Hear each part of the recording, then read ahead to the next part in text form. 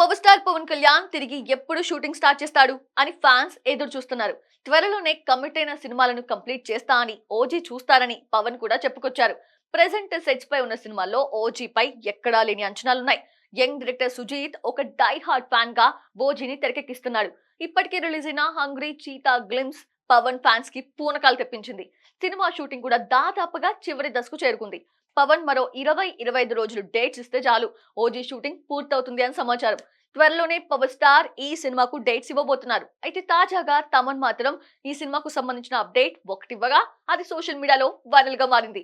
OG మూవీకి తమన్ సంగీతం అందిస్తున్న సంగతి తెలిసిందే. ఈ నేపథ్యంలో ఫ్యాన్స్ తో చిట్చాట్ చేసిన తమన్ ని ఓజీ ఫస్ట్ సింగిల్ ఎప్పుడు అని అడగ్గా త్వరలో కలుద్దాం, నేను సుజీత్ కొంత స్టఫ్ ని సిద్ధం చేస్తున్నాం అని చెప్పుకొచ్చాడు.